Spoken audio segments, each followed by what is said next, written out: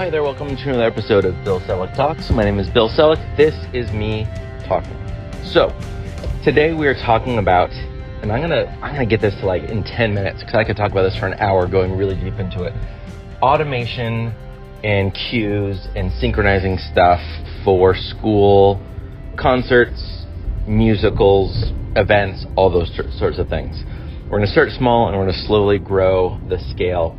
And I will just stop at 10 minutes because, again, like this can go on and on and on and get infinitely deep. So let's start at the start.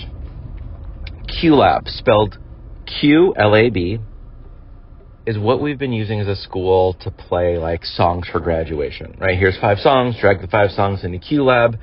You hit the space bar or click the big go button, and that song plays. When the song's over, it stops. I used to have like QuickTime Player and like separate audio files in that. This just has them in order. You can see like a WAV file as it plays. Amazing. Over time, we've added various digital components to audio stuff and visual stuff at Hillbrook.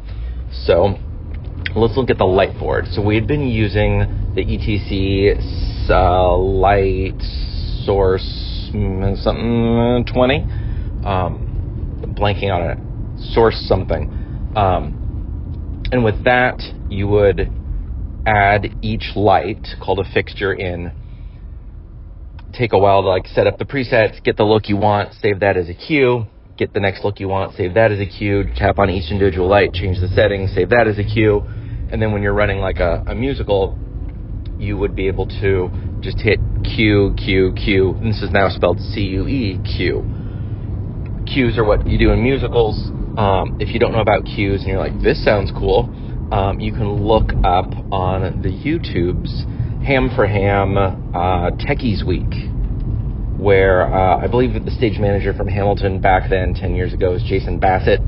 And you hear him call the show for 10 Dual Commandments back when Hamilton used to do stuff like on their, on their street corner. So that's him calling cues. Go listen to that afterwards and be like, this is amazing. So someone is doing that during shows, or just, like in the middle schools, just whoever's in charge is like pushing the buttons to do lighting cues. So we had that as a world. That's not networked. That was a standalone thing.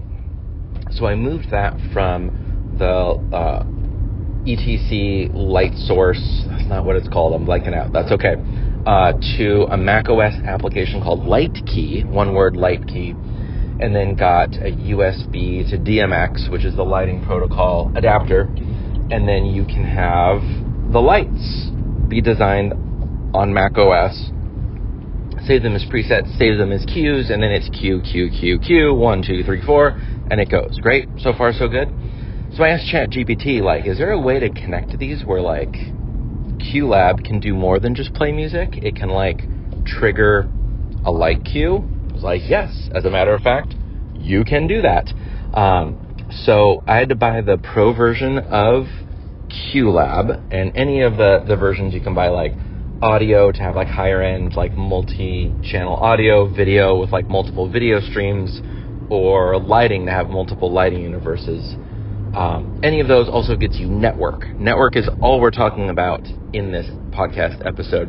So I bought like the light one, whatever, got the network. So now QLab can do 2 things when I hit the space bar. If I create a group, I can play the song and I can send OSC, which is like a digital signal, like a network signal, like a ping, if you know what those are. I still like it even if you don't know what those are.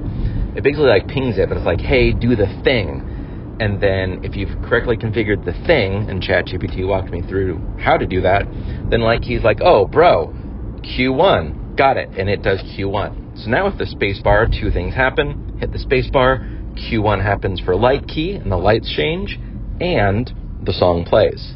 Amazing. So far, so good, right? Great. Let's add a layer of complexity to this. We have a digital mixer, the Behringer X32, and over the last year or 2, I've gone from analog mixer and then like digital Logic Pro, Pro Tools, and now like those are combined into a digital mixer, the X32. And that's been like naming stuff, getting channels kind of set up, adding groups, all that kind of stuff. And I was like, wait a minute, hey ChatGPT, can I save like they're called snippets, so I'll just call it. Can I say like snippets where like channels get muted and unmuted? So our school's doing Little Mermaid Junior. Could we have a thing where like it's just Scuttle and the other seagulls on stage and all their mics get unmuted? I was like, absolutely, blah, blah, blah. Say this is a snippet. Done. I was like, hey, can we have this connected with QLab through a network OSC? Yes, you can. So it's a couple settings on the X32 mixer, allowing, once you plug in Ethernet, make sure you have a static IP address, make sure you allow OSC, make sure you allow like mixing over, MC mixing is what it's called, or like MC protocol. There's a bunch of stuff. ChatGPT will walk you through this if you want to do it yourself. The point is, in less than a minute, the mixer was set up. It took a bit of guessing between ChatGPT and Google Gemini to get the right command, but then I just dragged another network command into QLab, spelled QLab, QLab, and when I sent that, snippet 1 hit, and only Scuttle's microphone unmuted. All the rest of it stays muted. Amazing. So now let's make a group. Let's have the song play. Human Stuff. This is not going to be Q1, but let's pretend it. Play the song Human Stuff, drag that into QLab into a group with Light Key Q1 with X32 mute unmute snippet 1. Now when I hit the space bar once, go, plays the song, lights change, mic's unmuted. Amazing. It took the longest to wrap my head around the possibilities of this and to realize that OSC is super robust and can like anything that is network with like audio, visual, musical, events type stuff, as long as it's not like super low end, it can like send or receive OSC. Amazing. Is it called OSC or OSC commands? I don't know. Got all of that? So like, that's a win. Check, check, check. Amazing. I can now have the whole show automated where all I'm doing is opening up QLab and hitting the spacebar or clicking the go button, go, go, go, and it's playing the song, doing the light cue, muting and unmuting microphones as needed. It can do more than that, but like that's the basic one. I'm going to add one more layer before all of this because I have a Stream Deck. I love the Stream Deck. Physical buttons. So there's some that are like a 3x5 grid of like 15 buttons. There's also a new Stream Deck Plus that either has like 8 buttons and 4 dials or like 36 buttons and 6 dials. So I'm like, I wonder if that dial can help me with some of the things. And so I figured out how to do 2 different things with OSC. Some of these are directly related to the workflow I just described. Some of it's a bit of a tangent that I want to end the show with. So I was like, I wonder, instead of hitting the space bar or the go button, if the Stream Deck can be the go button. So now the Stream Deck has a plugin that allows for sending OSC commands. It's the OSC plugin. It's the first one if you search OSC in Stream Deck Marketplace. Great. Did that. ChatGPT gave me the code for the network OSC command. Now I have a big button on Stream Deck that says go. When I push that button, it goes. And so a button on the Stream Deck will now play the song and unmute the microphones and switch to the lighting cue. Amazing, right? I'm going to do one better. Like, that's the workflow. That's done. I have one slight tangent that I'm going to end this with, and then I think we end in under 10 minutes. Amazing, right? Every Friday morning we have an all-school assembly, and we live stream it. So, front of house mix, we have a digital mixer, again, Behringer's, the XR18, which allows network OSC stuff. If you have a lower end version, it's not going to let you do this. So I'm like, I wonder if we can send like OSC commands to the XR18 rack-mounted mixer for our Friday morning things. Can we do that with the dials on the Stream Deck Plus? And the answer is yes. Same thing. You click on the dial inside of the Stream Deck Compose like computer interface thing, and then you're off to the races. You can drag in the thing, you paste in the OSC command that again ChatGPT gave to me, and in like 2 tries we got it locked in and it was completely set. Amazing. So like fast forward, in like 10 minutes that OSC plugin lets me on the dial change fader 1 for our outdoor stage for the Friday morning assemblies. Second dial lets me change the faders on that so that I don't have to go into software, don't have to connect like a big piece of hardware like a controller to it. I can just do it from Stream Deck with the dial, and because it just pushes OSC commands, it's actually more robust than a whole like digital interface like the XAirEdit macOS application. Amazing, so cool. Last thing I'm going to share with you.